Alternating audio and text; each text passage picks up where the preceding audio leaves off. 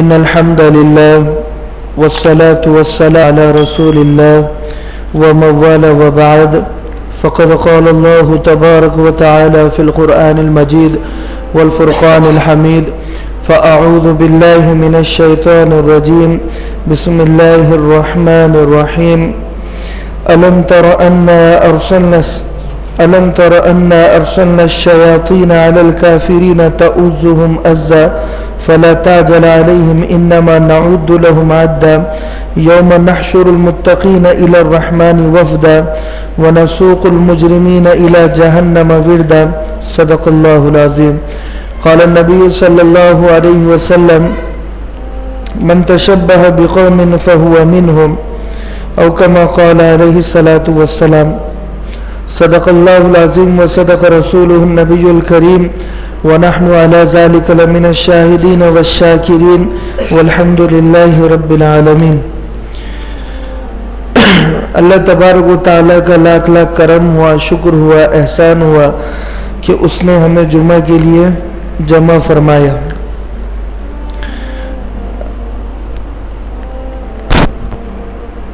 اتنا اہتمام اس لیے کیا گیا آج کہ 25 دسمبر ہے، 24 دسمبر، کل 25 دسمبر کرسمس کا دن لوگ مناتے ہیں کثرت سے.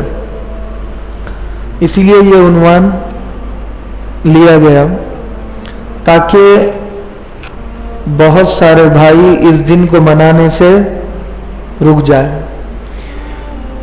کرسمس کا دن کہتے کسے ہیں کہ عیسائی حضرت عیسیٰ علیہ الصلوۃ والسلام کو اللہ کا بیٹا نعوذ باللہ مانتے ہیں. ان کا یہ کہنا ہے کہ 25 دسمبر کو حضرت عیسیٰ علیہ الصلوۃ والسلام کو اللہ نے پیدا کیا اور یہ اللہ کے بیٹے، اس دن ان کے پیدا ہونے کی ڈیٹ، برتھ ڈے مناتے ہیں اور شراب کباب کا دور ہوتا ہے. تو وہ باتیں آپ کے سامنے لانا ضروری ہے کہ جو کہ بالکل اہم ہے. اس سے پہلے یہ بات کہ کچھ یہودی، عیسائی اور کفار اللہ کے نبی کے پاس آئے اور کہنے لگے کہ تم جس کی عبادت کرتے ہو اس کے بارے میں ہمیں ذرا بتاؤ، اس کا حسب نسب ہمیں بتاؤ، خاندان اور کنبے کے بارے میں ہمیں بتاؤ کہ فیملی اس کی کون سی ہے، اس کے بارے میں ہمیں کچھ معلومات دو. اللہ کے نبی صلی اللہ علیہ وسلم پر سورہ اخلاص نازل ہوئی. اس کو اللہ کا تعارف کہا جاتا ہے، ہر ایک کا ایک تعارف ہوتا ہے. تو اللہ کا تعارف ہے یہ سورہ اخلاص. اس میں ہے کہ قل هو اللہ احد، اے محمد صلی اللہ علیہ وسلم آپ کہہ دیجئے کہ وہ اللہ ہر لحاظ سے ایک ہے. اس کا اردو ترجمہ بڑا مشکل ہے احد کا، کیونکہ جتنی بھی تفسیریں میں نے پڑھی ہے وہ تمام مفسرین نے لکھا ہے کہ اس کا ترجمہ اردو میں کرنا کوئی ممکن نہیں ہے. مطلب اللہ احد کیسے ہے، کس حساب سے ہے، اس کو جانچنا، اس کو سوچنا، اس حساب سے فٹ کرنا جملہ، یہ کسی اور لینگویج میں ممکن نہیں ہے. عربی میں اللہ نے کہہ دیا خود کے بارے میں کہ اللہ احد، قل هو اللہ احد. اب ترجمہ مراٹھی میں، ہندی میں اور اسپینش میں، اردو میں کرتے رہو مگر حق ادا نہیں ہوگا. کیونکہ احد کہتے ہیں جیسے اللہ ایک ہے، تو اب اردو میں ہم نے یہ کہہ دیا تو یہ اللہ کی ایک صفت کو ہم کہہ رہے کہ اللہ ایک ہے، لیکن اللہ کی ہزاروں صفتیں ہیں اور ذاتی ہزاروں نام ہے. تو اللہ ایک ہے ہر لحاظ سے، نہ اس کی ذات میں کوئی شریک، نہ اس کی صفات میں کوئی شریک. یہ رد ہوا ان لوگوں کا یعنی یہ آیت ان کا انکار کرتی ہے جو 33 کروڑ دیوی دیوتاؤں کو مانتے ہیں، یعنی ایک سے زیادہ کی پوجا کرتے ہیں، کیونکہ یہ آیت صاف کہہ رہی ہے کہ اللہ ایک ہے۔ اللہ کے معنی ہے کہ جس کی عبادت کی جائے اور عبادت کرنے کا جس کا حق ہے، اللہ کا ترجمہ یہ ہوگا، لیکن پورا نہیں ہوگا۔ تو باقی جو دھرم کے لوگ ہیں وہ 33 کروڑ دیوی دیوتاؤں کو ماننے والے ہیں، 2 3 4 5 ایک سے زیادہ ماننے والے ہیں۔ یہ آیت کہتی ہے اللہ ایک ہے، ایک ان کا رد ہو گیا۔ اللہ الصمد کہ اللہ بے نیاز ہے، یہ بھی ترجمہ پورا نہیں ہوتا مگر چل جائے گا، کہ سب اللہ کے محتاج ہے، سب کو اللہ کی ضرورت ہے، اللہ کو کسی کی ضرورت نہیں ہے، ذرہ برابر بھی کسی کی ضرورت نہیں ہے۔ اللہ الصمد، اللہ بے نیاز، کسی کی ضرورت نہیں ہے۔ جو لوگ اللہ کے ساتھ کسی کو شریک کرتے ہیں ان لوگوں کا یہ آیت رد کرتی ہے۔ ہم گھر اکیلے نہیں چلا سکتے، 2 یا 4 لوگ مل کر چلاتے ہیں، تو کچھ لوگوں نے اللہ کے بارے میں یہ سوچ لیا کہ یہ کائنات ایک خدا، ایک بھگوان اور ایک گاڈ نہیں چلا سکتا، اس کو چلانے کے لیے کئی سارے خداؤں اور بھگوانوں اور گاڈ کی ضرورت ہے۔ انہوں نے یہ سوچ لیا، بارش کا ایک الگ بھگوان، الگ خدا، سردی اور گرمی کا الگ، بچے کو پیدا کرنے کی ذمہ داری ایک الگ خدا اور معبود کی، اور مارنے کی ذمہ داری والا خدا الگ، موت اور زندگی کا خدا الگ الگ۔ اللہ الصمد، اللہ بے نیاز، اللہ کو کسی کی ضرورت نہیں ہے۔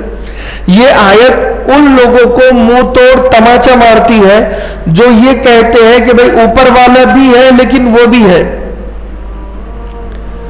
کچھ لوگ بولتے ہیں نا کہ سب ایک ہے، ایشور اللہ اور بھگوان اور جیزس کرائسٹ سب ایک ہے، سب ایک نہیں ہے۔ صرف معبود بننے کا حق اللہ ہی کو حاصل ہے۔ بھئی معبود کوئی اور کیسے ہو سکتا ہے؟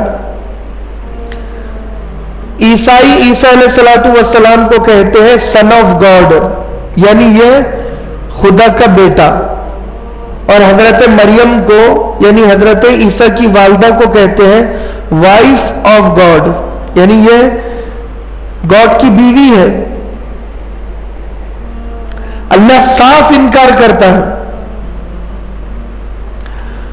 اللہ الصمد، لم یلد ولم یولد۔ تیسری آیت اس 3 چیزوں پر وار کرتی ہے۔ عیسائیوں کو کہتی ہے لم یلد ولم یولد، چرچ جو تم نے بنائے ہیں کہ جیزس کرائسٹ کے نام پر، میری ماتا کے نام پر، سینٹ کرائسٹ کے نام پر، یہ تمہارا بنانا غلط۔ عیسیٰ خدا نہیں ہے، خدا کے بندے ہیں۔ مریم خدا کی بیوی نہیں ہے، نعوذ باللہ، خدا کی بندی ہے۔ عیسائی کہتے ہیں کہ عیسیٰ اللہ کے بیٹے، یہودی کہتے ہیں کہ عزیر اللہ کے بیٹے، وقالت الیہود عزیر ابن اللہ، کہ عزیر اللہ کے بیٹے ہیں۔ اللہ کا بیٹا کوئی نہیں ہے۔ لم یلد ولم یولد، اللہ نے کسی کو پیدا نہیں کیا، ولم یولد، اور نہ کسی نے اللہ کو پیدا کیا۔ اللہ نے کسی کو پیدا نہیں کیا، یعنی اللہ کسی کا باپ نہیں ہے، اور اللہ کا کوئی بیٹا بھی نہیں ہے، اور اللہ کو بھی کسی نے نہیں جنا، یعنی اللہ کا کوئی باپ نہیں ہے، نہ اللہ کا کوئی بیٹا، نہ اللہ کا کوئی باپ۔ مشرکین کہتے تھے کہ فرشتے اللہ کی بیٹیاں ہیں۔ کیا کہتے تھے؟ فرشتے اللہ کی بیٹیاں۔ یہ بھی غلط۔ یہ سب چلانے والا ایک اللہ ہے اور کوئی نہیں ہے۔ تو انہوں نے پوچھا تھا، کیا پوچھا تھا؟ کہ تم جس کی عبادت کرتے ہو اس کے بارے میں ہمیں کچھ بتاؤ۔ اللہ کے نبی کے پاس آ کر کس نے پوچھا تھا؟ یہودیوں نے، عیسائیوں نے، کفار نے، مشرکین نے کیا پوچھا تھا کہ تم جس کی پوجا کرتے ہو، عبادت کرتے ہو، اس کے بارے میں ہمیں بھی تو کچھ بتاؤ. تو اللہ کے نبی نے کیا بتایا؟ قل هو اللہ احد اللہ الصمد. کیونکہ ابو جہل بھی اللہ کو مانتا تھا، مگر حبل، لات، عزا اور منات کے ساتھ اللہ کو مانتا تھا. بات سمجھ میں آ رہی؟ کہ حبل، لات، عزا، منات اس کے ساتھ. اللہ تبارک و تعالیٰ کو یہ منظور نہیں ہے. اللہ اکیلا ہے، کوئی حبل، کوئی لات، کوئی عزا، کوئی منات، کوئی بھگوان، کوئی خدا، کوئی گاڈ، کسی کی ضرورت اللہ کو نہیں ہے. اللہ ایک ہے، تنہا ہے، یکتا ہے. وہ اکیلا حکومت کرنے کے لیے کافی ہے، اس کو کسی کی ضرورت نہیں ہے. تو یہ اللہ الصمد لم یلد ولم یولد ولم یکن لہ کفوا احد. چوتھی آیت ایک بڑی جماعت کو سمجھاتی ہے کہ تم غلط ہو. چوتھی آیت کا ترجمہ کیا ہے؟ کہ اللہ کے جوڑ کا کوئی نہیں ہے، اللہ کے برابر کا کوئی نہیں ہے، اللہ کا ہمسایہ کوئی نہیں بن سکتا، ہمسر کوئی نہیں بن سکتا. اللہ میں جو طاقت اور قوت ہے وہ کسی اور میں نہیں ہو سکتی. اللہ جو کر سکتا ہے وہ کوئی اور نہیں کر سکتا. اللہ جو ہے ویسا کوئی ہو نہیں سکتا. بات سمجھ میں آئی؟ وَلَمْ يَكُنْ لَهُ كُفُوًا أَحَدٌ. وہ اکیلا ہی کافی ہے، وہ اکیلا ہی کافی ہے، اس کے جیسا کوئی ہو نہیں سکتا. بہت سارے لوگ اللہ جو کرتا ہے وہ کسی اور کے اوپر ڈال دیتے ہیں کہ یہ ہمارا بھگوان کر رہا ہے. سردی ہمارا بھگوان بھیج رہا ہے، بارش ہمارا بھگوان برسا رہا ہے، بچے پیدا ہمارا بھگوان کر رہا ہے. یہ سب اللہ کرتا ہے. سردی، گرمی، بارش، دھوپ، چھاؤ، زندگی، موت، سب اچھی بری تقدیر، سب اللہ، سب اللہ. تو یہاں پر الم تر انا ارسلنا، کیا اے پیغمبر صلی اللہ علیہ وسلم کیا آپ نے نہیں دیکھا؟ ارسلنا الشیاطین علی الکافرین تعزهم عزا، کہ اللہ نے یہ جو کافر ہیں ان پر شیطان کو مسلط کر دیا، شیطان کو چھوڑ دیا. کن کو چھوڑا ہے کافروں پر؟ شیطان کو. ارسلنا الشیاطین کس لیے؟ تعزهم عزا، تاکہ یہ شیطان ان لوگوں کو بہکائے. شیطان کیا کرتا ہے؟ ان لوگوں کو بہکاتا ہے. کن کو؟ کافر کو، یعنی اللہ کا انکار کرنے والا. وہ یہودی بھی ہو، عیسائی بھی ہو سکتا ہے، ہندو بھی ہو سکتا ہے، کوئی بھی ہو سکتا ہے. تو ان لوگوں کو کون بہکاتا ہے؟ شیطان. اور شیطان کو مسلط کس نے کیا؟ اللہ نے. ارسلنا الشیاطین، اللہ نے چھوڑا ہے. اب تم جگہ سے ہٹو مت بیٹا، سیدھے ادھر بیٹھ جاؤ، ادھر کونے میں. یہ بچے جو آ رہے ہیں اگر ان کو شور شرابہ کرنا ہے تو گھر پہ چلے جاؤ بیٹے، سیدھا جماعت کے وقت آؤ. چلو چلو سیدھا گھر پہ. بات نہیں ہونا یہاں پر. تعزهم عزا، ادھر آ کے بیٹھ جاؤ تم قریب میں. تعزهم عزا، شیطان انہیں بہکاتا ہے. فلا تعجل علیہم، اللہ کے نبی بڑی گڑبڑ کر رہے تھے. کیا گڑبڑ کر رہے تھے؟ کہ اے اللہ ان لوگوں پر عذاب برسا دے. اللہ تبارک و تعالیٰ نے فرمایا فلا تعجل علیہم، گڑبڑ مت کرو، جلدی مت کرو. کیوں؟ آگے فرمایا انما نعد لہم عدا، کہ ان کا وقت طے ہے اور ہم ان کا وقت گن رہے ہیں. یہ جب ان کے مرنے کا وقت آئے گا نا پھر یہ جینا چاہے گے تو جی نہیں سکتے. سب کا وقت فکس ہے. ہر سانس اللہ گنتا ہے، ہر لمحہ اللہ گنتا ہے. اگر میری آخری سانس باقی ہے تو میری زندگی کوئی چھین نہیں سکتا. اگر میری سانسیں ختم ہو گئی ہے اب مجھے زندگی کوئی دے نہیں سکتا. تو ان کا بھی وقت نہیں آیا. اے پیغمبر آپ ان کے لیے بد دعا مت کیجیے. یوم نحشر المتقین الی الرحمن وفدا، کہ اس دن کو یاد کرو کہ جس دن قیامت کا دن ہوگا اور قبروں سے لوگ اٹھیں گے. ہم متقی لوگوں کو جمع کریں گے جو اللہ سے ڈرنے والے ہیں. ایسے متقی لوگ جمع ہو گئے وفدا, اللہ کے مہمان بن کر جمع ہو گئے. کیسے جمع ہو گئے؟ مہمان. جب قبروں سے کچھ لوگ نکلیں گے نا تو خوبصورت شکل میں ایک اور شخص ان کے ساتھ نکلے گا. وہ پوچھے گے اتنا خوبصورت معطر خوشبو آ رہی ہے, تم ہماری قبر سے کیسے نکلے؟ تو وہ کہے گا میں تمہارا عمل ہوں. تو یہ قبر والا کہے گا کتنے خوبصورت ہو اور کتنے خوشبودار خوشبو آ رہی ہے, میں تمہارا عمل ہوں. اور اللہ سواری بھیجے گا جنت کی اونٹنیاں ان کے لیے. وہ اونٹنیوں پر بیٹھیں گے اور سوار ہو کر میدان محشر میں پہنچیں گے. پھر جنت میں اللہ انہیں پہنچائے گا. اعزاز اکرام ابھی سے شروع ہو گیا. کچھ لوگ اب قبروں سے نکلیں گے جو گناہگار ہو گئے, تو ان کے ساتھ جو شخص ہوگا اسے دیکھ کر یہ ڈر جائیں گے. اتنا بھیانک, بدصورت اور بدبودار کہ اس کے جسم سے بدبو آ رہی ہوگی. وہ ڈر کر پوچھے گا تم کون ہو, میری قبر سے کیسے نکلے؟ وہ کہے گا میں تمہارا عمل ہوں. تمہارے گناہ, جو گناہ تم کرتے تھے, گیم کھیلتے تھے, فلمیں دیکھتے تھے, گانے سنتے تھے, چغلی اور غیبت اور جھوٹ, مکاری, عیاری, فحاشی, میں وہ تمہارے گناہ ہوں. یہ بدبو تمہارے گناہوں کی ہے. اور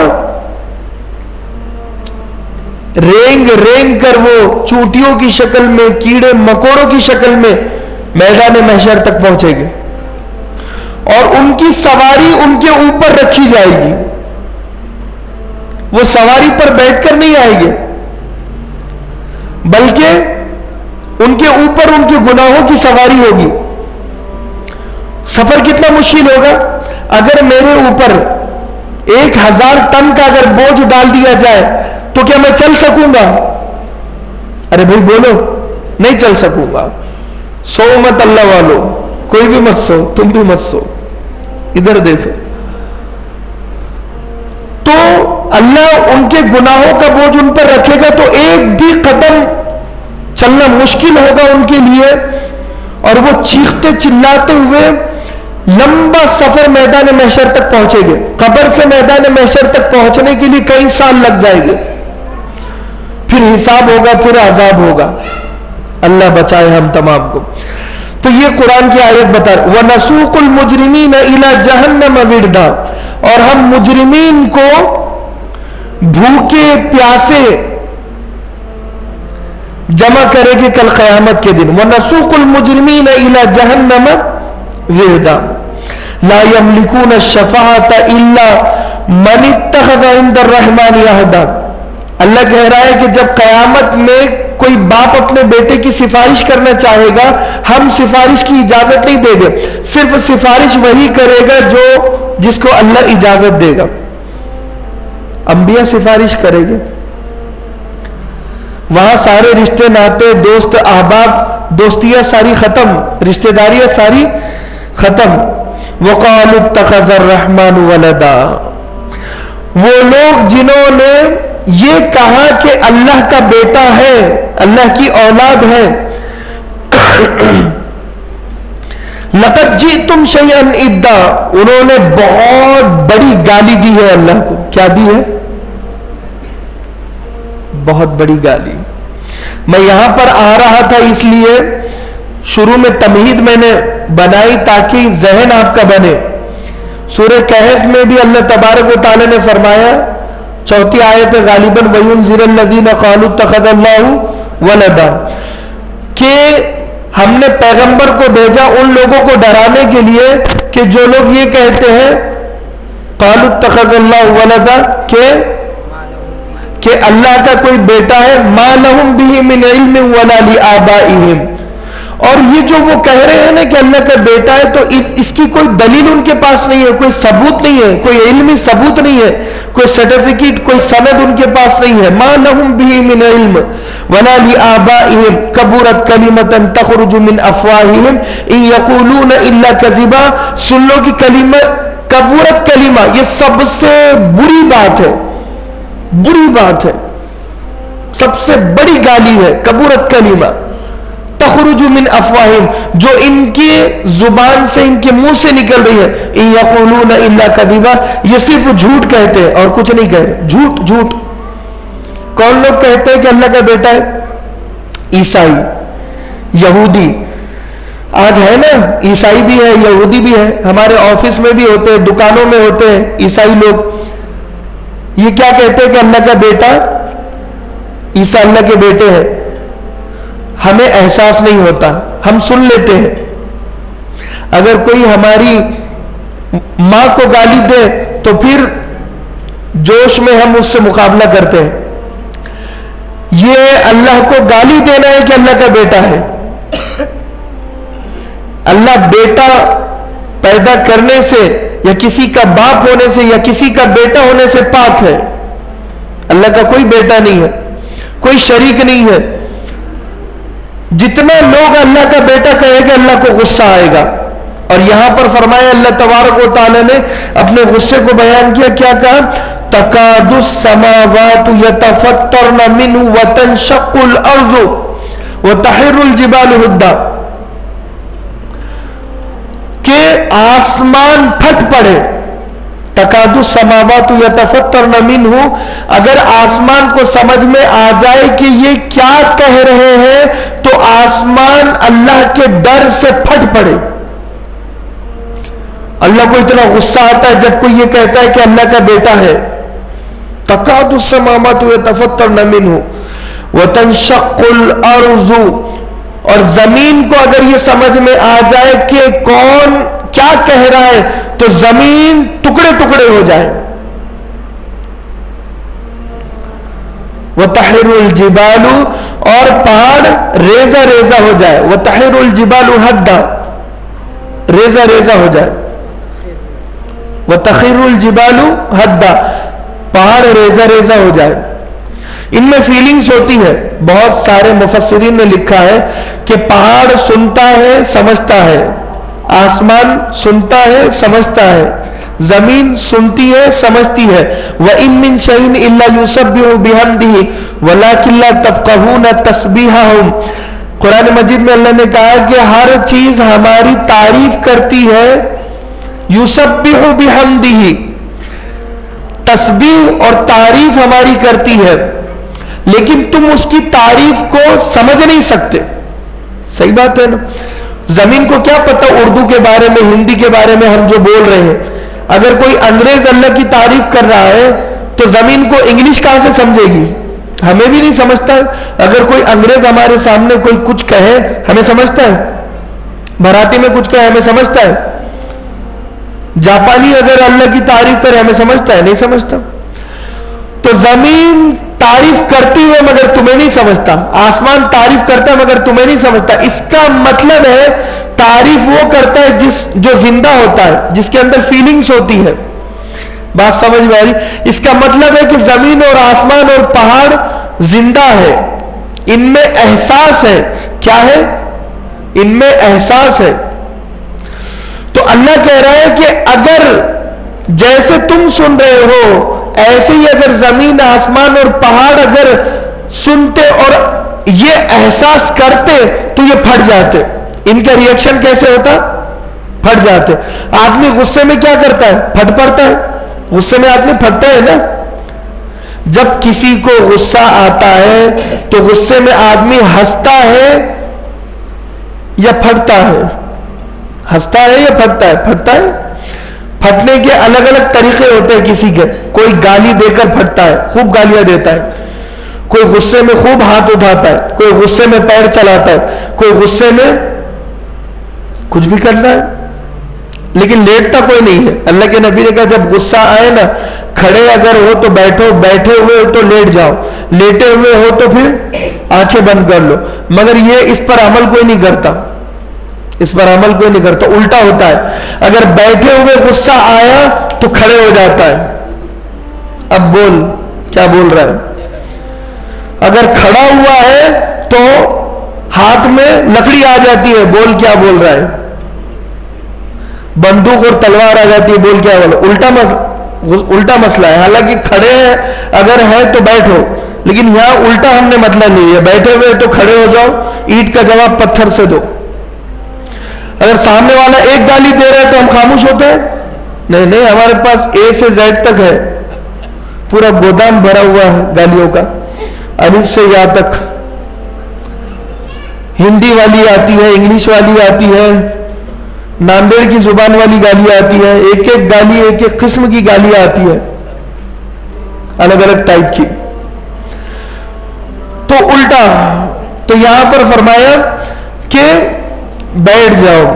آگے فرماتے ان دعوا للرحمن ولدا, کہ یہ ہم آسمان کیوں پھٹے گا, زمین کیوں پھٹے گی, پہاڑ ریزہ ریزہ کیوں ہوگا. ان دعوا للرحمن ولدا, اس لیے کہ یہ جو دعویٰ کیا ہے نا ان لوگوں نے کہ اللہ کی اولاد ہے, اللہ کا بیٹا ہے, تو اس دعوے پر ان تینوں کو غصہ آ رہا ہے. کس کو غصہ آ رہا ہے؟ آسمان کو, زمین کو, پہاڑ کو. آسمان کو غصہ آیا تو آسمان پھٹا, زمین کو غصہ آیا تو زمین ٹکڑے ٹکڑے ہو گئی, پہاڑ کو غصہ آیا تو چورا چور ہو گیا, مٹی مٹی ہو گیا.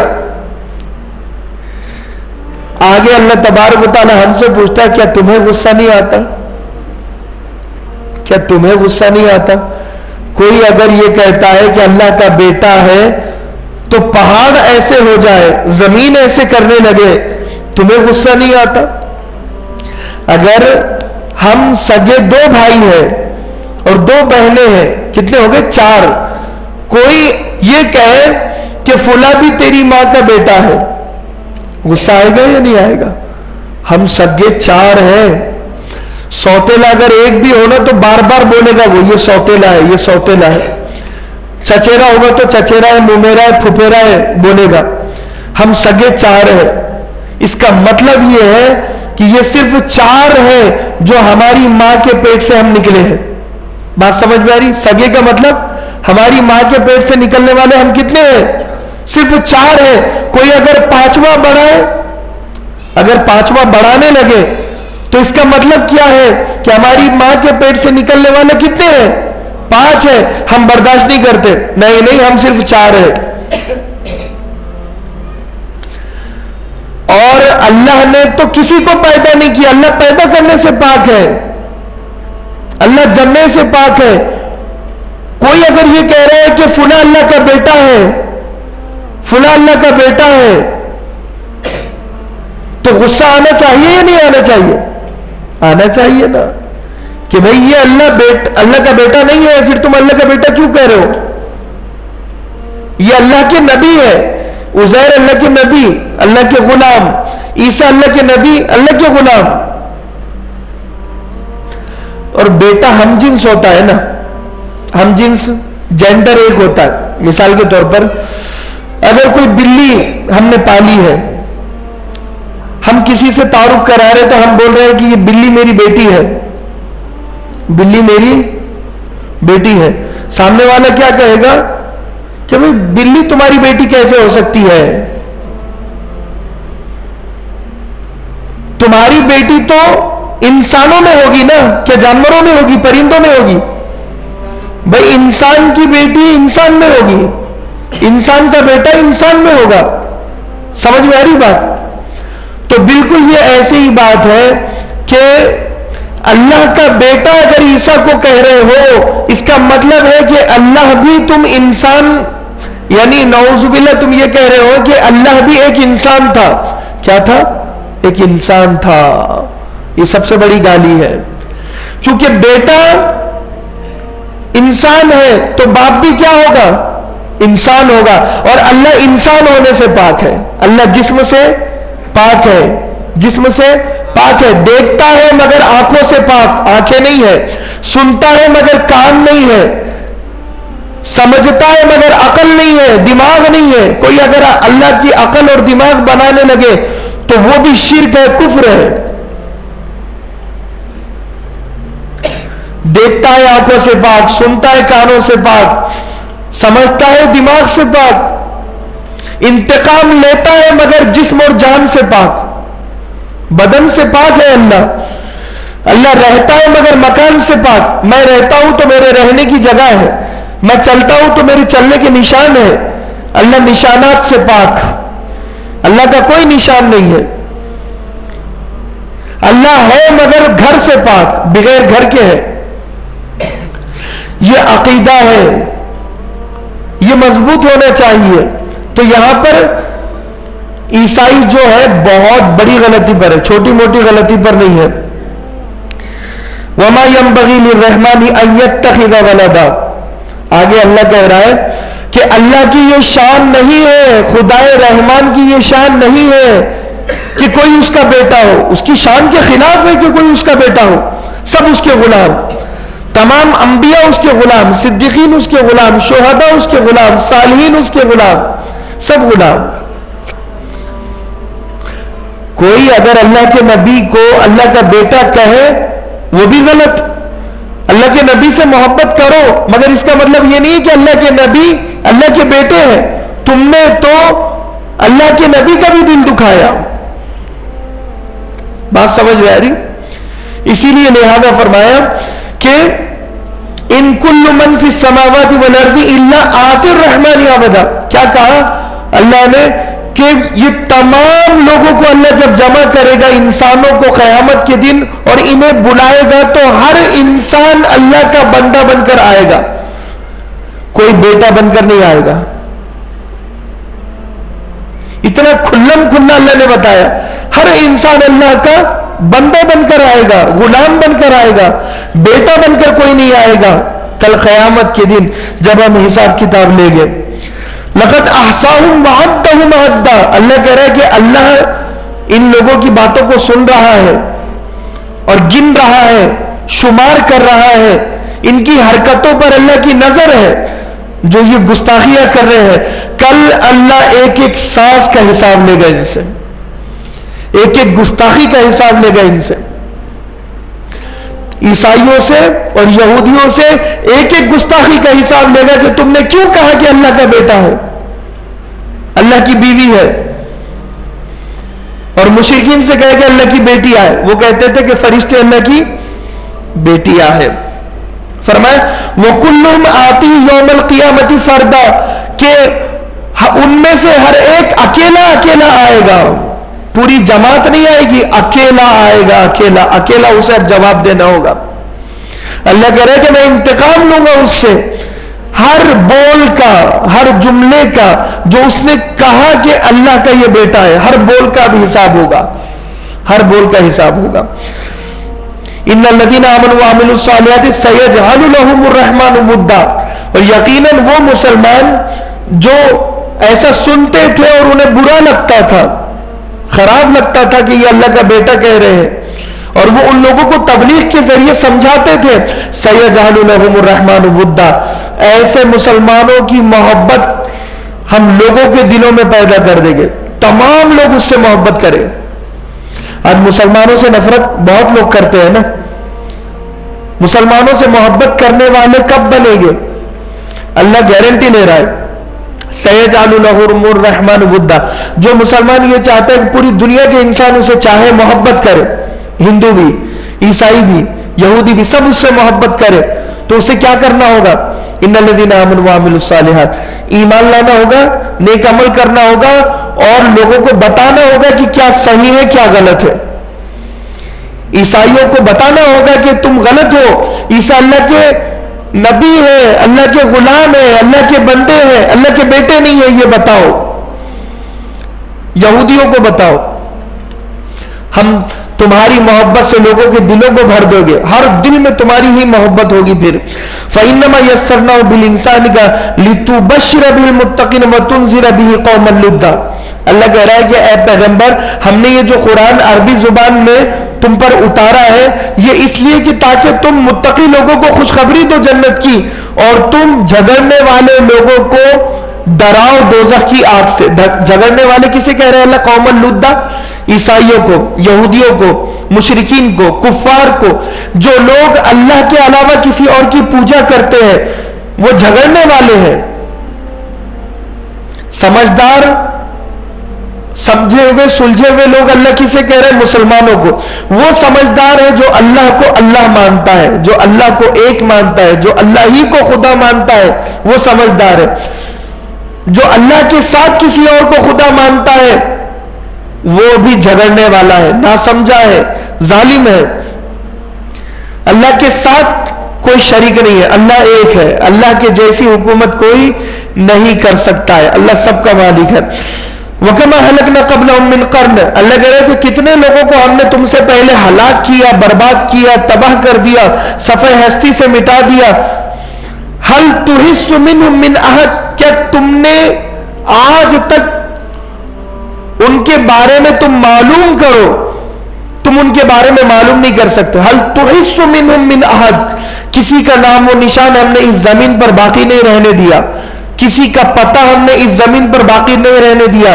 بہت عزت والے، شہرت والے، مالدار، خوبصورت، بدصورت، طاقتور، بہت سارے قوم اور بہت سارے لوگ آ کر گئے، سب کو ہم نے ہلاک کر دیا، تباہ کر دیا، برباد کر دیا۔ او تسمع لهم رکزا، آخری بات کہہ رہا ہے اللہ تبارک و تعالی، یا ان کی کوئی آواز بھی تم نے سنی ہے؟ کوئی آہٹ، کوئی سنت، کوئی آواز، کوئی بھنبھناہٹ تم نے سنی ہے؟ فرعون کتنا غرور تکبر کرنے والا تھا، آج خاموش ہے، سالوں سے خاموش ہے۔ قارون کو کسی نے دیکھا؟ شداد کو کسی نے دیکھا؟ نہیں دیکھا کسی نے۔ وہ جو غرور اور تکبر کرنے والا ابو جہل تھا، آج کوئی جانتا پہچانتا ہے؟ اس کی کوئی حکومت باقی ہے؟ کوئی باقی نہیں ہے۔ ابو لہب کی حکومت باقی ہے؟ نہیں باقی ہے۔ جو اللہ کے نبی کے دشمن اور اللہ کے دشمن تھے، صفحہ ہستی سے ختم ہو گئے، مٹ گئے۔ اب آپ بتائیے کہ میری کرسمس کہنا ہے، میری کے معنی ہے مبارکباد دینا، کرسمس ہے کہ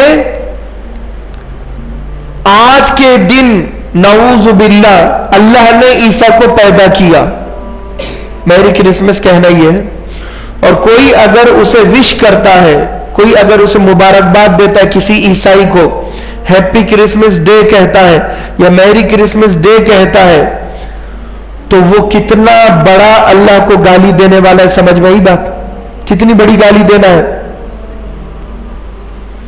کبورت کلمۃ تخرج من افواہہم، ہم کسی کو میری کرسمس، مسئلہ بھی میں بتا دوں، فتوے میں، فتاوی دارالعلوم دیوبند میں اور جتنے بھی فتوے کی کتابیں، فتاوی شامی میں، بڑی بڑی محدثین کی حدیثوں میں یہ مسئلہ وضاحت سے لکھا ہوا ہے کہ جو یہ کہے گا میری کرسمس، وہ کافر بن جائے گا، کافر بن جائے گا۔ جو سمجھتے ہوئے کہہ رہا ہے، بہت سارے لوگ ویسے ہی بولتے ہیں، اسی لیے حرام ہے میری کرسمس بولنا، کسی کو ہیپی کرسمس ڈے کہنا۔ تو لہذا ہم یہ نہ کریں، کسی کو مبارکباد نہ۔ ہمارا مسئلہ ہی کچھ اور ہے، ہمارا مذہب ہمیں اجازت نہیں دیتا ان چیزوں کی۔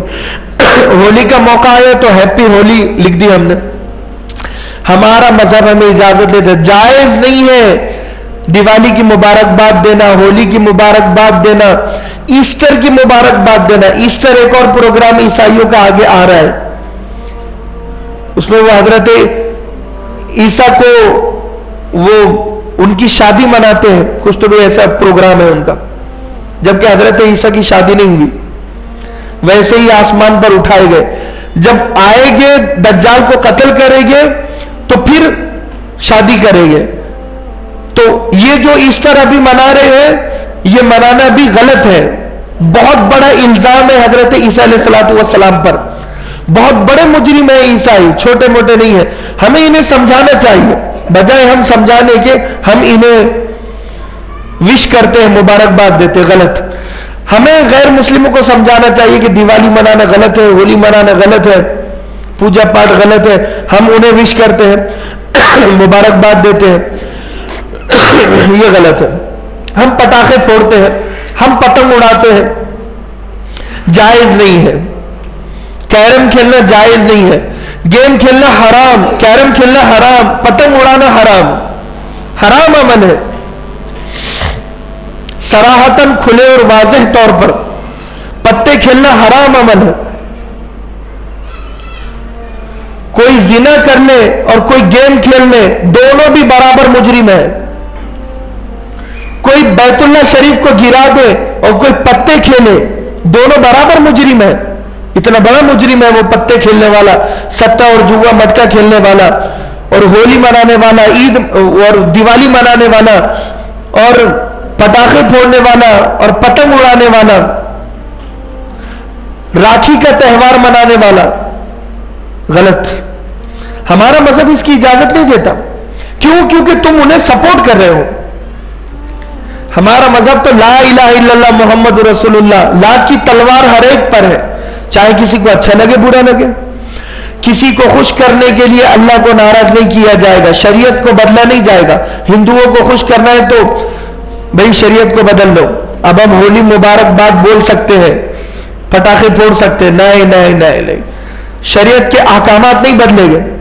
عرب کے لوگ ایک تہوار مناتے ہیں، حضرت انس بن مالک کی حدیث ہے، وہ تہوار میں شراب پی جاتی تھی اور ناچا اور گایا جاتا تھا۔ اللہ کے نبی کی بعثت سے پہلے، اللہ کے نبی جب دنیا میں آئے اور دعوت کا کام جب پھیلا ہے تو وہ تہوار صحابہ منانے لگے تو آپ نے منع کیا، یہ تہوار نہ مناؤ، کیونکہ وہ ان کا قومی تہوار تھا۔ قومی تہوار کا مطلب ہے کہ ایک جیسا ایک اسپیشلٹی ہوتی ہے کسی زمین کی، وہ تہوار وہ لوگ مناتے ہیں، جیسے 15 اگست ہے، 26 جنوری ہے، یہ ہمارا کیا ہے؟ وطنی تہوار ہے، وطن ہے نا ہمارا، ہندوستان ہمارا، ہم سب کا وطن ہے۔ تو یہ 26 جنوری 15 اگست ہم مناتے ہیں، اور آج بھی کئی لوگ خوش کرنے کے لیے حکومت کو فوٹوز لیتے 26 جنوری 15 اگست کی۔ اللہ کو یہ چیزیں نہیں چاہیے۔ تو عرب کا ایک کلچر تھا، ایک تہوار تھا، وطنی تہوار، وہ ناچتے گاتے اور شراب پیتے تھے، اللہ کے نبی نے منع کر دیا۔ قریشی تہوار تھا، وہ منع کر دیا۔ دو تہوار ہیں، عید الفطر، عید الاضحیٰ، ان دونوں کے علاوہ کوئی تہوار منانے کی اجازت نہیں ہے۔ دو عید ہے، عید الفطر، عید الاضحیٰ۔ عید میلاد النبی بھی نہیں ہے۔ بہت سارے اللہ کے نبی کی پیدائش کے دن کو عید کا دن مناتے ہیں، صراحتاً غلط۔ اللہ کے نبی صلی اللہ علیہ وسلم کی پیدائش کے دن کے بارے میں اختلاف ہے، وفات کے دن کے بارے میں اختلاف نہیں ہے۔ وفات تو 12 ربیع الاول کو ہوئی تھی، یہ سب مانتے ہیں۔ پیدائش میں اختلاف اس لیے ہے کہ کسے پتا تھا کہ یہ اللہ کے نبی ہے؟ بات سمجھ میں آ رہی؟ کیونکہ آپ تو بچپن میں تھے، نبی تھے، 40 سال کی عمر میں تو آپ نے اعلان کیا ہے نا، علل اعلان۔ تو 40 سال میں جب آپ نے اعلان کیا ہے، جب لوگوں کو پتا چلا، لیکن اس سے پہلے لوگوں کو پتا نہیں تھا۔ جب پتا نہیں تھا تو لوگوں نے اتنی اہمیت نہیں دی ہے تاریخ لکھنے کی۔ بات سمجھ میں آ رہی؟ اور اس وقت کیلنڈر بنا ہی نہیں تھا، ہجری کیلنڈر بنا ہی نہیں تھا۔ ہجری کیلنڈر ہجرت سے بنا ہے نا، بات سمجھ میں آ رہی ہے؟ جب یہ کیلنڈر بنا ہے تو ہجرت کرنے کے بعد بنا ہے، اور اللہ کے نبی ہجرت کرنے سے پہلے بہت سال پہلے پیدا ہو چکے تھے۔ تو جب کیلنڈر ہی نہیں بنا تو پھر تاریخ متعین کہاں سے؟ وفات ہوئی ہے تو اگر 12 ربیع الاول کو کوئی تہوار مناتا ہے اور عید کہتا ہے تو گویا یہ تو انسانیت کے خلاف ہے نا، کسی کی وفات کے دن کو عید کا دن کہہ دینا۔ اللہ کے مثال کے طور پر ہمارے والد کا انتقال ہوا ہمارے والد کا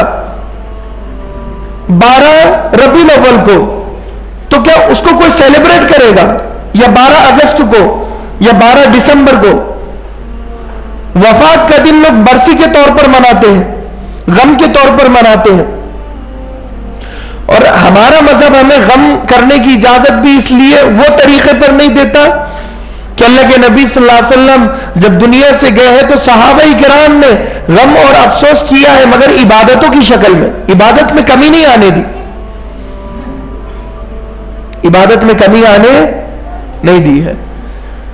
ایک میں نے حدیث شروع میں پڑھی تھی کہ خالف الیہود والنصارى، کہ یہودی اور عیسائیوں کی مخالفت کرو.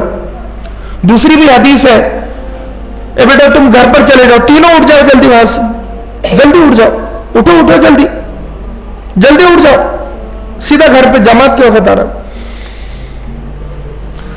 یہودی اور عیسائیوں کی مخالفت کرو. من تشبہ بقوم فہو منہم. دوسری حدیث ہے، جو جس قوم کی مشابہت اختیار کرے گا اللہ اسی میں اس کا شمار کرے گا. مثال کے طور پر پولیس کا کوئی گیٹ اپ میں اگر ہمارے سامنے آ جائے تو ہم اسے کیا سمجھیں گے؟ ارے بھائی بولو، پولیس سمجھیں گے نا بھائی. اگر کوئی حوالدار کا ڈریس پہن کر آ جائے تو ہم اسے کیا سمجھیں گے؟ چمار سمجھیں گے یا حوالدار سمجھیں گے؟ حوالدار سمجھیں گے. کوئی اگر مولانا کے گیٹ اپ میں آ جائے تو اسے کیا سمجھیں گے؟ مولانا سمجھیں گے. کوئی اگر سیکورٹی گارڈ کے گیٹ اپ میں آ جائے تو ہم اسے سیکورٹی گارڈ سمجھیں گے. کوئی اگر ویٹر کے گیٹ اپ میں آ جائے تو ہم اسے ویٹر سمجھیں گے. اے بیٹا یہ بچے سب چلے جاؤ، ابھی جماعت کے وقت آؤ، سیدھا باہر. آصف بھائی ان کو باہر کرو ذرا تھوڑی دیر. تو لہذا کیا کہا؟ ہم اسے سیکورٹی گارڈ سمجھیں گے، ویٹر سمجھیں گے کپڑوں کی وجہ سے. بالکل ایسے ہی اگر میری زندگی میں نے کپڑے کسی ہیرو کے طریقے پر پہنے، بال کسی ہیرو کے طریقے پر رکھے، بات کرنے کا لہجہ اور انداز کسی ہیرو کے طریقے کا ہے، تو اللہ مجھے اسی ہیرو کے طریقے پر اٹھائے گا اور اسی کے مذہب میں شمار کرے گا. نہى النبی صلی اللہ علیہ وسلم عن القضاء. حدیث میں اللہ کے نبی نے فرمایا کہ اللہ کے نبی صلی اللہ علیہ وسلم نے قضاء سے منع کیا. قضاء کسے کہتے ہیں؟ چھوٹے بڑے بالوں کو. کٹنگ بناتے ہیں نا، کٹنگ میں یہاں کے بال کاٹ دیتے ہیں، اوپر کے بال بڑے رکھتے ہیں. داڑھی تراشنے میں ایک اسٹائل والی داڑھی ہوتی ہے ہماری، فرینچ کٹ ہوتی ہے. بھئی داڑھی رکھنا ہے تو اچھے سے رکھو. داڑھی کا مذاق اڑانے کا حق ہم کو نہیں ہے. یہ داڑھی کا مذاق اڑانا ہے کہ خشخشی داڑھی ہم نے رکھ دی، داڑھی پر خط بنا دیے، لائن کھینچ دیے، ایسی غلط. ایسی داڑھی رکھنا حرام ہے بغیر شک و شبہ کے. دارالعلوم دیوبند کے 12 فتوے صرف داڑھی کو مد نظر رکھتے ہوئے دیے گئے ہیں کہ جو تم داڑھی کا مذاق اڑا رہے ہو یہ دین کا مذاق اڑانا ہے. دین کا مذاق اڑانا ہے. سر کے بال اگر رکھنا ہے تو پورے زلفے رکھو، پورے ایک جیسے، کان کی لو تک یا گردن تک یا کندھے تک. اگر نہیں رکھنا ہے تو پھر حلق کہتے ہیں بغیر بال، ٹخلا کر دینا، ویسے رکھو. لیکن رکھ رہے ہیں اور مسلمان بھی ہے اور کٹنگ ہو رہی ہے، خشخشی کٹنگ ہو رہی ہے، داڑھی بنائی جا رہی ہے، یہاں کے بال چھوٹے کیے جا رہے ہیں، اوپر کے بڑے رکھے جا رہے ہیں. یہ طریقہ خلاف سنت بال رکھنے کا. نہى النبی صلی اللہ علیہ وسلم عن القضاء. اللہ کے نبی نے منع کیا ہے. کیوں منع کیا وہ سن لو آپ. اس زمانے میں یہودیوں کی ایک مخصوص عبادت اور پوجا تھی، وہ اپنے بال اور داڑھی کو چھوٹا بڑا کرتے تھے. بال اور داڑھی کو چھوٹا بڑا کرتے تھے. کیوں؟ کیونکہ یہودی اس زمانے میں عیسائیوں سے مخالفت کرتے تھے. کیونکہ سب سے پہلے یہودیوں نے کہا تھا کہ عزیر اللہ کے بیٹے ہیں. اس کے بعد جب حضرت عیسیٰ علیہ السلام آئے اور دنیا سے گئے تو عیسائی کہنے لگے عیسیٰ اللہ کے بیٹے ہیں. تو یہودی چڑ گئے، کہنے لگے اللہ کا بیٹا ایک ہی ہو سکتا ہے، تم بھی کیوں کہہ رہے ہو، یعنی ہماری نقل کر رہے ہو. تو یہودی اور عیسائیوں کی دشمنی ہو گئی. اس زمانے میں عیسائی پورے بال رکھا کرتے تھے، پوری داڑھی رکھا کرتے تھے، یعنی زلفیں. حضرت عیسیٰ علیہ السلام کی بھی بڑی زلفیں تھی اور داڑھی بھی بڑی تھی. تو یہودیوں نے کہا کہ ہمیں ان کے جیسا دکھنا نہیں ہے، اسی لیے انہوں نے داڑھی کاٹنا شروع کر دیا اور بال اوپر کے کاٹنا شروع کر دیا کہ ہمیں عیسائی دکھنا نہیں ہے. مخالفت. اللہ کے نبی صلی اللہ علیہ وسلم آئے دنیا میں تو اللہ کے نبی نے کہا کہ ہمیں دونوں کی مخالفت کرنا ہے، یہودیوں کی بھی عیسائیوں کی بھی، کہ کہ مسلمان نہ یہودی لگے نہ عیسائی لگے، مسلمان مسلمان لگے، ایک الگ اس کی پہچان ہو. عن القضا، قضا سے منع کیا. اسی لیے ایک صحابی اللہ کے نبی کے پاس آئے اور کہنے لگے اللہ کے نبی، موضوع پر یہودی نماز پڑھتے ہیں، جوتے پر نہیں پڑھتے. وہ منحوس سمجھتے تھے، اسے ناجائز سمجھتے تھے یہودی اس زمانے میں. اللہ کے نبی نے کہا خالف الیہود، مخالفت کرو یہودیوں کی، تم دونوں میں نماز پڑھو، جوتوں میں بھی نماز پڑھ سکتے ہو، موضوع پر بھی نماز پڑھ سکتے ہو، دکھنا نہیں چاہیے ایک جیسا. دوسری چیز، داڑھی کا رنگ لگانا حرام یہودی سمجھتے تھے کہ داڑھی کو ہاتھ لگانا یا پھر داڑھی کو رنگ لگانا جیسی ہے ویسی ہی رہنے کے وہ قائل تھے اس زمانے میں. اللہ کے نبی نے صحابہ کو ترغیب دی ہے کہ تم اپنی داڑھی کو بھی خضاب لگاؤ، داڑھی کو رنگو، ترغیب دی ہے، لال داڑھی کرو. علماء نے اسی لیے اس میں مسئلہ نکالا کہ 40 سال تک آدمی اپنی داڑھی کو رنگ سکتا ہے، اپنے بال کو رنگ سکتا ہے، یعنی کالے کر سکتا ہے، 40 کے بعد نہیں کر سکتا، کیونکہ 40 کے بعد اب بڑھاپے کی ابتدا ہے، اب جانے کا وقت آ گیا تو اب کہاں سجو گے، کہاں دولہے بننا ہے تمہیں، اب ویلیڈیٹی ختم ہو رہی ہے، اب تم ایکسپائر ہو رہے ہو. تو 40 تک کالے بال چلے گئے. تو لہذا فرمایا کہ داڑھی رنگو. مخالفت میں یہودی کھڑے ہو کر پیشاب کرتے تھے. اللہ کے نبی صلی اللہ علیہ وسلم نے کہا تم بیٹھ کر پیشاب کرو. جو اللہ کو ناراض کرنا چاہتا ہے، مجھے ناراض کرنا چاہتا ہے، وہ کھڑے ہو کر پیشاب کرے گا. اس زمانے میں عرب میں عورتیں بیٹھ کر پیشاب کرتی تھی. سارے یہودی مذاق اڑانے لگے کہ یہ کیسا نبی ہے، کیسی قوم ہے کہ جو عورتوں کے طریقے پر اپنی حاجت پوری کرتے ہیں، پیشاب کرتے ہیں. اللہ کے نبی نے پرواہ نہیں کی، کہا کہ ہمیں تمہاری مخالفت کرنا ہے.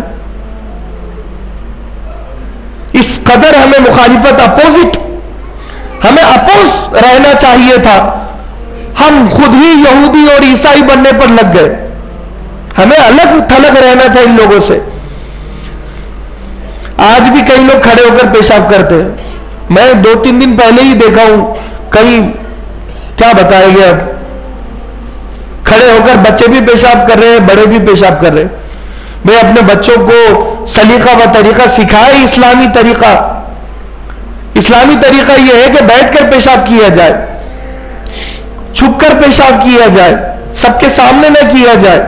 بچوں کو بھی بڑوں کو بھی حاجت اپنی چھپ کر کی جائے، کسی اور کی نظر نہ پڑے. بچوں کو ہم تربیت، مسجد میں آ رہے ہیں تو شور نہ کرے یہ سکھائے، مسجد میں آ رہے تو ایمان کے پیچھے قرات نہ کرے یہ سکھائے، مسجد میں آ رہے ہیں تو آوازیں نہ نکالے یہ سکھائے، ہنسے نہ زور زور سے، مسجد کا ماحول خراب نہ کرے، نماز کی نورانیت ختم نہ کرے. تو اللہ کے نبی صلی اللہ علیہ وسلم نے بیٹھ کر پیشاب کرو. طہارت کیوں ضروری ہے؟ جو بھی فقہ کی کتاب ہوگی علماء جانتے ہیں، اگر کوئی ہوگا تو سیاہ ستہ میں چاہے ترمذی ہو، ابو داؤد ہو، مسلم ہو، بخاری ہو، جتنی بھی کتابیں فقہ کی ہے، یعنی اسلامک رولز اینڈ ریگولیشن کی ہے، ہر کتاب طہارت سے شروع ہوتی ہے، کتاب الطہارت سے شروع ہوتی ہے. اس لیے کہ کیوں ضروری ہے طہارت، یعنی پاکی حاصل کرنا. اگر کوئی غیر مسلمان بن جائے تو اسے پاک ہونے کا طریقہ آنا چاہیے. اگر کوئی چھوٹا بچہ بڑا ہو جائے، بالغ ہو جائے، تو اب وہ پاک ہونے کا طریقہ اسے آنا چاہیے. آج ہمارے بچے بڑے ہو جاتے ہیں، بالغ ہو جاتے ہیں، مگر پاکی کا طریقہ انہیں نہیں پتا. باپ کو نہیں پتا تو بچے کو کیسے پتا ہوگا؟ غسل کا طریقہ اسے آنا چاہیے، پاکی حاصل کرنے کا طریقہ اسے آنا چاہیے، غسل کی سنتیں، غسل کے فرائض اسے پتا ہونا چاہیے. ہمیں پاک رہنے کا طریقہ ہی نہیں پتا تو باقی عبادتیں تو بعد میں ہے. جس کا وضو نہیں ہوا اس کی نماز نہیں ہوئی، جس کی نماز نہیں ہوئی اس کی کوئی چیز قبول نہیں، کوئی دعا قبول نہیں. تو لہذا یہاں پر فرمایا طہارت اتنی اہم چیز ہے. روزے پر آ جاؤ. یہودی اس زمانے میں کثرت سے روزہ رکھتے تھے، روزے کا طریقہ ان کے الگ تھا، وہ سحری نہیں کرتے تھے. اللہ کے نبی صلی اللہ علیہ وسلم نے فرمایا صحابہ کو تم روزہ رکھو، فصلو ما بین صیامنا و صیام اہل الکتاب اکلت السحور، کہ یہودی اور عیسائی اور مسلمان تینوں روزہ رکھتے ہیں، مگر مسلمانوں کا روزہ سحری کے ساتھ ہونا چاہیے. یہودیوں اور عیسائیوں کے طریقے پر روزہ نہیں رکھنا، ان کے روزے میں سحری نہیں ہے. روزے میں بھی عبادت میں بھی ہمیں کہا کہ تمہیں مخالفت کرنا ہے، ان کے جیسا مت بنو. تو لہذا حج اس زمانے میں یہودی عیسائی ان کا طواف ہی الگ تھا اور عبادت کرنے کا طریقہ ہی الگ تھا. پورا طریقہ اللہ کے نبی صلی اللہ علیہ وسلم نے بدلا ہے. حضرت ابراہیم علیہ السلام کے دور سے جو ہوتا ہوا آیا، پورا طریقہ بدلا ہے. کیونکہ حضرت ابراہیم علیہ السلام سے پہلے بھی طواف بھی ہوتا تھا، باقی ساری چیزیں، لیکن الگ الگ طریقے پر تھی. ہمیں مخالفت سکھائی ہے، ہمیں بتایا ہے.